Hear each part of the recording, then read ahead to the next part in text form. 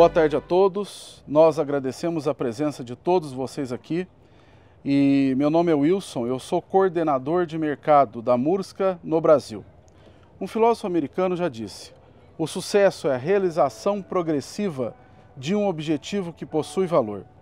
Nós entendemos a luta e a necessidade de ferramentas no setor leiteiro. Alimenta nossas famílias e impulsiona o agro brasileiro. Esse setor cria oportunidades, mas também nos desafia a melhorar constantemente. Nos últimos anos, a produção brasileira cresceu mais que a média mundial. Entretanto, os desafios são os seguintes: a qualidade do leite, a eficiência dos sistemas e a facilidade para os produtores. O agroleiteiro é mais do que uma atividade econômica. É um compromisso com a qualidade de vida das famílias, de quem produz e de quem consome, e a construção de um agro mais forte e resiliente. Então, para o agro leiteiro, nós trouxemos a Murska e eu quero apresentar, temos conosco o nosso gerente de vendas, Pekka Lahtinen, que também é um agrônomo e nasceu na fazenda. E, em honra de Aimo Korte, o homem que acreditou em tudo isso, eu lhes apresento Terhi Korte, filha de Aimo e CEO da Murska. Obrigada, Wilson. Boa tarde. And welcome to this event in behalf of me. Ela dá boas-vindas a todos nesse evento em seu nome. I'd like to talk about a bit what Murska is. We are a Finnish family company based by my father Aimo Korte on year 1969 with his brother Gunnar. Ela gostaria de falar a respeito da empresa que foi fundada pelo seu pai Aimo em 1969, uma empresa familiar que se iniciou com Aimo e com seu irmão. Murska Krimpers were invited for the need of own farm, for a need to get a high quality fodder easily and effective way. A Murska foi criada com base na necessidade que eles tinham em uma fazenda própria de criar uma alimentação animal que fosse processada de uma forma mais fácil e mais efetiva. There wasn't ready-made solutions, so the crimpers and method need to be invented.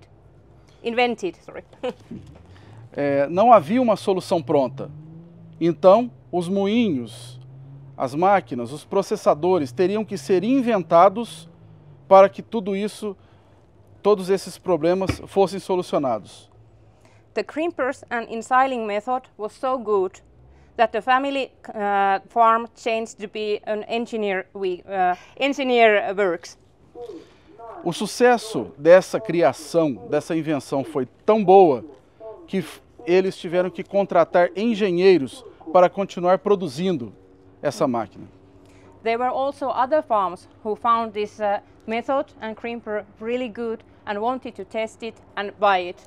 E começaram a vir outros fazendeiros que acharam tão interessantes e tão úteis essas criações que eles começaram a fazer pedidos. This is how Murska's path started. And now, today, we have customer farms in more than 45 different countries. And now, today, we are here in Brazil with you in AgroLeite. And this is really important day for Murska. This is first day and first event in Southern America.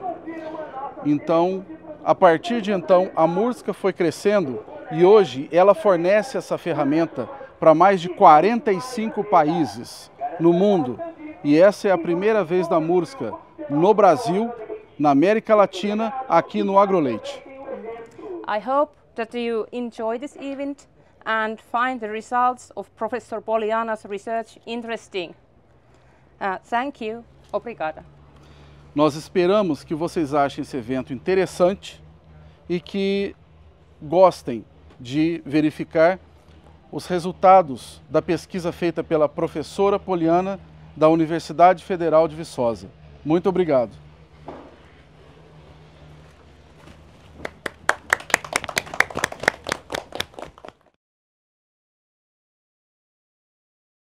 Olá pessoal, meu nome é Poliana Pizirrota, eu sou professora da Universidade Federal de Viçosa e hoje eu vou apresentar para vocês alguns trabalhos sobre o milho úmido laminado, como uma estratégia para aumentar a produção de leite. Esses trabalhos, eles são a base de 2 doutorados, um principal doutorado do meu aluno Bernardo, que foi conduzido entre 2021 a 2024 na Universidade Federal de Viçosa. Antes de mais nada, a gente precisa entender que o Brasil ele tem um potencial imenso para produzir alimentos. Talvez seja o país com o maior potencial de produção de alimentos no mundo.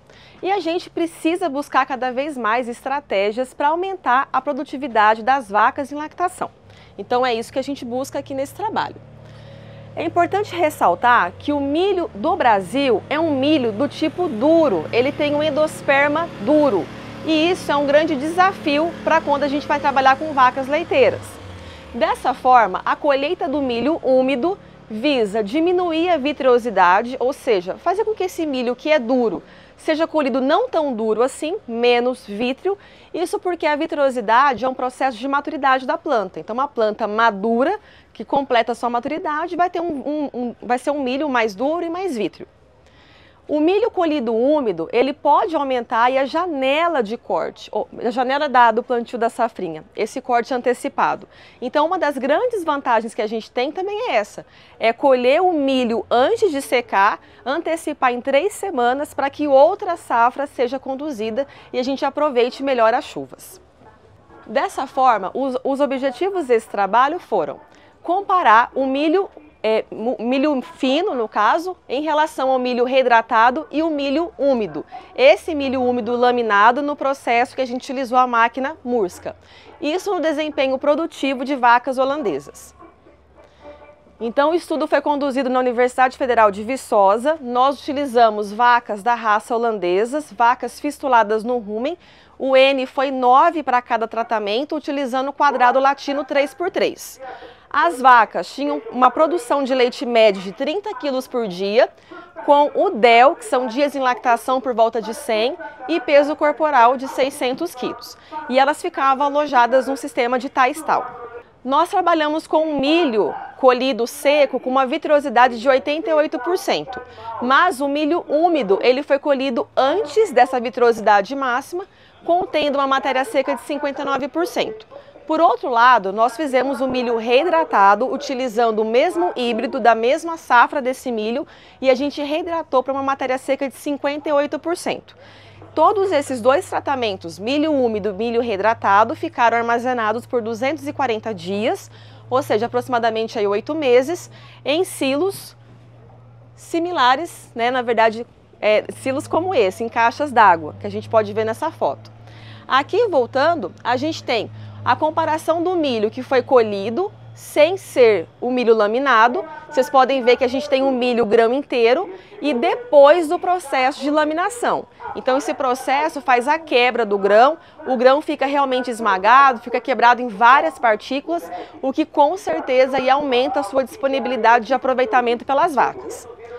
Então nós tivemos aí a máquina Murska, que foi importada da Finlândia lá para a Universidade Federal de Viçosa. Colhemos o milho, passamos por ela, que é uma laminadora, e depois ensilamos tanto o milho reidratado como o milho úmido nessas caixas tipo caixa d'água mesmo, por 240 dias. Aqui eu apresento para vocês as dietas experimentais. Então nós tivemos a dieta com fubá de milho, que foi moído numa peneira de 3 milímetros. O outro tratamento também moído a 3 milímetros, mas reidratado. E tivemos o milho úmido laminado na máquina Murska.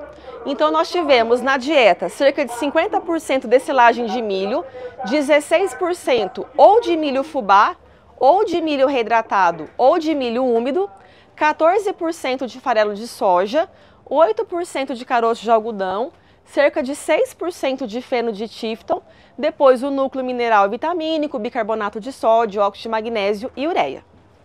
No final, essas foram as composições das nossas dietas. Então, as dietas tiveram em torno de 45% a 47% de matéria seca, com uma proteína bruta de 17,5 aproximadamente, sendo 11,4, por volta de 11,4 em PDR, que é proteína degradável no rumen, e cerca de 6,4% de PNDR. O amido da dieta estava muito controlado, um amido que a gente considera baixo, inclusive, para a situação do Brasil, de 22%. Então, a gente observa que a gente não exagerou na quantidade de milho que essas vacas consumiram, ficou por volta de 4,5 kg, 5 kg em média, e a gente poderia, inclusive, ter forçado ter um pouco mais essas vacas. Mas esse amido ficou super controlado. A FDN ficou por volta de 30%, a FDN da forragem 25%, estratetério 4% e a energia líquida de lactação por volta de 1,84 megacal por quilo de dieta consumida. Então a gente observa que não é uma dieta que a gente chama de quente, uma dieta com muito amido, como comumente nós vemos em algumas regiões do Brasil, mas não tanto na região sul. Aqui nós temos a composição dos milhos. Então, no caso do milho fubá, é importante ressaltar que tanto ele como o reidratado tiveram um amido muito próximo, de 70%. E isso faz todo sentido, porque a gente colheu o milho já seco, né? E fez o fubá e depois o reidratado. No caso do milho úmido, a gente colheu ele com uma umidade alta. O amido não caiu tanto, não foi tão baixo, foi por volta de 69%. Então, sim, um pouco mais baixo, mas não foi isso que fez muita diferença no amido da dieta, tá? A FDN menor também para o milho úmido, em relação ao milho fubá, e o estratetério um pouco menor do que o milho fubá. Nós passamos esses milhos nas peneiras para a gente ver a granulometria desse material. E a gente pode observar que nas peneiras, né, com uma granulometria maior, a gente observou uma maior quantidade desse milho de tamanho maior, cerca de 23,5%. Isso porque nós não moemos o milho laminado. O milho laminado é como se fosse realmente ele esmagado, quebrado ali em várias partes, mas ainda com tamanho grande em relação aos outros. Quando a gente observa a granulometria aqui em micrômetros, a gente observa que é 1.790 para ele e em relação a 155 para o outro milho. Então tem uma granulometria maior. Aqui nós temos os resultados. Então nós fizemos esse experimento com vacas holandesas, como eu já disse, e nós tínhamos uma previsão de consumo de 21,8 kg de matéria seca por dia. No entanto, o milho úmido foi o único, né, que realmente chegou bem próximo disso aqui, ó, 21,1. Para os outros tratamentos, o consumo foi menor do que para o milho úmido, mas sem diferença com o reidratado. E o mesmo aconteceu com a matéria orgânica, com consumo de proteína, consumo de FDN, ou seja, as vacas que consumiram o milho, as dietas com milho laminado, comeram mais. Isso já é um bom sinal, porque a vaca que consome mais possivelmente vai produzir mais leite. Vamos ver se isso realmente aconteceu. Depois a gente observou a digestibilidade, que é o aproveitamento desse milho, dessa dieta como um todo, tanto dentro do rumen como também todo o trato gastrointestinal. E a gente não observou a diferença, com exceção da digestibilidade total para a proteína bruta, que para os tratamentos com milho reidratado e milho úmido, essa digestibilidade foi maior. Então quem comeu essas dietas, as vacas que consumiram essas dietas consumiram uma dieta com maior aproveitamento da proteína. Agora sim a gente tem o consumo, ou melhor, a gente tem a produção de leite. Então na produção de leite nós observamos uma tendência das vacas que consumiram milho úmido produzir 2,4 kg de leite a mais do que aquelas que comeram um milho fubá, sem diferença para o reidratado.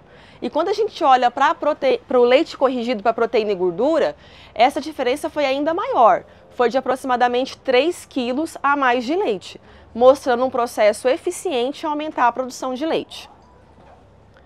Olhando aqui para o teor de gordura, por exemplo, a gente observa que passou de 3,59 comendo milho fubá para 3,86 consumindo o milho úmido, sendo também um valor alto para o milho reidratado com 3,81. Então, com essa dieta, nesse panorama, nesse corte que a gente faz das dietas, né, com baixo amido, com alta fibra, a gente consegue aumentar ainda mais a gordura do leite com esse tratamento de milho úmido. Um fator interessante que a gente observou foi o aumento dos ácidos graxos não esterificados. Então, que é uma forma de gordura que a vaca eventualmente pode estar acumulando, e para o tratamento com milho úmido, essa concentração foi maior no sangue, indicando que essas vacas estão mobilizando, tirando essa gordura corporal para realmente jogar para a gordura do leite, o que pode explicar aquele aumento que a gente observou em mais gordura no leite. Em termos de saúde, a gente tem que olhar para o pH do rumen. E o pH do rumen, ele foi avaliado a cada 3 horas, e a gente observou que apenas em alguns momentos do dia, esse pH ficou abaixo do ideal, que seria 6. Então, ali mais ou menos 3 horas da manhã, que a gente avaliou, e meio-dia, por exemplo, que para os tratamentos com milho úmido chegou em 5,6, mas rapidamente subiu para 6,7. Então, na maior parte do tempo, essas dietas, né, principalmente com milho úmido, elas foram capazes de controlar o pH do rumen. Haja visto, inclusive, que a gente não viu quebra na gordura. Pelo contrário, a gordura subiu. Uma outra preocupação que a gente tinha era em relação ao pH fecal, que pode estar indicando uma possível acidose aí pós-rumen. E a gente observa que os maiores valores, naturalmente isso é melhor para a vaca, foram observados para o reidratado e para o milho úmido, mostrando mais uma vez a segurança de se trabalhar com esse milho úmido laminado. Nós fizemos um estudo à parte para avaliar as perdas que a gente poderia ter com esse processo de fermentação desse milho úmido. Então nós pegamos esse milho úmido, guardamos ele e fomos abrindo em vários tempos.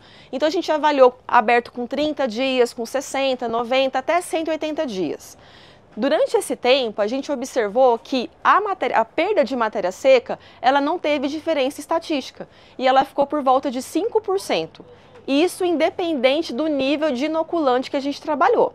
Aqui é importante ressaltar que esses estudos, eles são feitos em condições ótimas, né, dentro de um laboratório, e que dentro de uma fazenda, essa perda pode ser maior caso os processos não sejam feitos corretamente. E esse 5%, então, é a base que a gente tem aí de perdas, né, que a gente pode observar com esse material. O pH da silagem, a gente precisa que ele caia, então ele precisa cair para evitar problemas dessa silagem estragar. E a gente observa que essa queda acontece aí com 30 dias já, que foi o nosso primeiro momento de abertura. Então, com o tempo zero, antes de ensilar, o pH variava de 4,7 a 6. Ele era menor para os tratamentos com inoculante de ácido propiônico, que foi o inoculante aqui testado. Então, obviamente, se eu coloquei um ácido, eu vou ter uma queda de pH, mas quando eu abro com 30 dias, o pH é igual para os 3 tratamentos, com inoculante e sem. Então, com 30 dias, esse material, que era um material muito úmido, né, e essa umidade ajuda muito, inclusive, na queda do pH, chega em 3,5 e ele estabiliza, o que é realmente muito bom. Ainda, a gente pegou essas amostras e incubou no rumen das vacas depois para avaliar a degradabilidade ruminal. A gente observou que o tempo ideal de estocagem desse material fica em torno de 60 a 90 dias, que é quando a gente tem o máximo de degradação do amido dentro do rumen, chegando a mais de 90% ali por volta de 90 dias. Então esse material ele poderia ser aberto a partir de 60 dias, o que já garantiria para a gente 85% de degradabilidade ruminal. Se você puder esperar mais um mês, você chega para o nível máximo de degradação, que é o de 90%. Dessa forma, a gente conclui que o milho úmido ele tendeu a aumentar a produção de leite em 2,4 quilos quando a gente não faz a correção para gordura e proteína. Se a gente corrigir, essa diferença chega até 3 quilos. E quando a gente olha para o percentual de gordura, ele passou de 3,59 para 3,86 em relação ao milho seco moído a 3 milímetros. Mas ele não foi diferente do milho reidratado. Ainda é importante a gente levantar a questão da antecipação que a gente pode ter das 3 semanas com a colheita do milho úmido. Então, ter esse tipo de processamento, de equipamento, de prestação de serviço, pode ser aí algo realmente muito interessante para o produtor que deseja antecipar a próxima safra e aproveitar chuvas que, principalmente no Sudeste, são muito escassas. Então, dessa forma, eu finalizo e fico aberta para tirar as dúvidas de vocês. Muito obrigada. Boa tarde, Poliana. Eu queria saber dos resultados que foram mostrados, como que foi a eficiência alimentar dos trabalhos. Ótimo. A eficiência alimentar, nós não observamos efeito estatístico, ela foi igual para todos os tratamentos. Isso porque as vacas que consumiram o milho fubá, elas comeram menos, produziram menos também. As do milho úmido e milho reidratado comeram mais e, consequentemente, produziram mais leite. Então, a eficiência foi similar. No entanto, quando a gente faz o custo alimentar do que ela consumiu a mais e do retorno a mais que eu vou ter com o leite, aí a gente vê que a conta se paga. É esse ponto que a gente precisa sempre observar. Poliana, outra dúvida aqui, eu queria saber qual mais ou menos o tempo para começar a aumentar essa produção de leite que você mostrou ali no experimento. Excelente, Anderson. A gente observou que esse aumento na produção de leite leva em torno de 3 a 4 dias para subir para aquele volume que eu coloquei. E é importante sempre, quando a gente vai alterar a dieta de um animal, né, a gente começar aos poucos. Então, no primeiro dia, 50% de milho fubá, 50% do milho úmido. Depois do segundo dia, já pode aumentar um pouco mais o milho úmido. Depois do terceiro dia, passar para todo milho úmido. A resposta é muito rápida. Então, a gente não espera muito tempo para conseguir esse aumento. Realmente, a gente consegue ver isso rapidamente.